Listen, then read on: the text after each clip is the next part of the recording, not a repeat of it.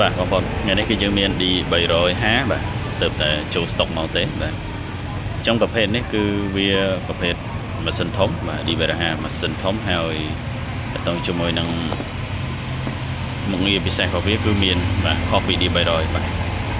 ប្រភេទនេះវាកម្លាំងវាខ្លាំងជាង D300 បន្តិចទេបាទវាមិនលើសគ្នាប្រហែលទេបាទលើសគ្នាតិចដែរអញ្ចឹងតទៅជាមួយនឹងមុខងារដែលវាពិសេសជាង D300 គឺវាមាន input ហើយនិង output ជាប់ម៉ាស៊ីនតែម្ដងបងប្អូនបាទនេះកាលនេះគឺ output ហើយកាលនេះគឺ input អញ្ចឹងវាមានចេញមានចូលចុះវាងាយស្រួលបាទសម្រាប់បងប្អូនយើងដែលគាត់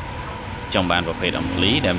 មានរុន audio ចេញ audio ចូលសម្រាប់យើងយកសលេងចេញផ្ទេរទៅ ampli មួយទៀតអញ្ចឹងណាបងប្អូនបាទ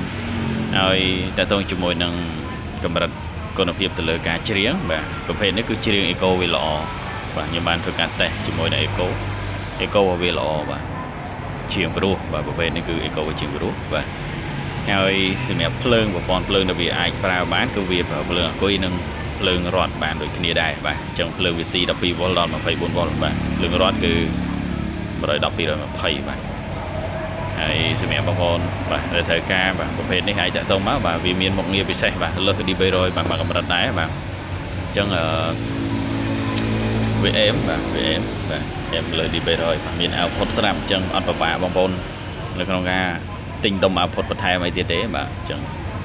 គឺងាយស្រួលច្រើនបាទហើយ Bluetooth មានស្រាប់បាទបងប្អូនបាយសួរទេរឿងពួកនេះមកដឹងថាមាន Bluetooth ហើយបាទអញ្ចឹង Bluetooth គឺមានស្រាប់តែម្ដងហើយតើទៅជាមួយនឹងការប្រើម៉ៃខាងក្នុងក៏វាអាចប្រើបានដែរបងប្អូនបាទនេះកន្លែងនេះ snap ម៉ៃបាទប្រភេទណាក៏ដោតមកវាបានដែរបាទអញ្ចឹង snap ឲ្យតែប្រភេទបងប្អូនចង់ប្រើដោតម៉ៃខាងក្នុងនេះយើងមាន snap កន្លែងនេះដោតប្រើបានអត់បាទប្រើតប្រភេទ mini អីទេបាទអញ្ចឹងពួកនេះគឺវាប្រើ snap ដោតដាក់ម៉ៃខាងក្នុងដូចគ្នាអត់ចាំបាច់ដោតក្រៅក៏បាន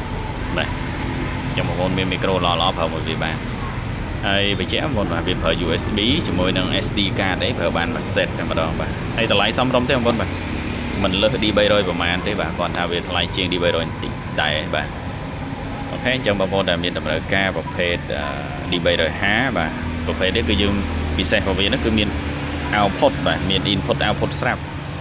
បងប្អូនបីគ្រឿងវាដូច D300 អញ្ចឹងបាទវាមានប៉ុណ្ណឹងដូចគ្នាបាទតែការតាក់ទងបានបាទអរគុណ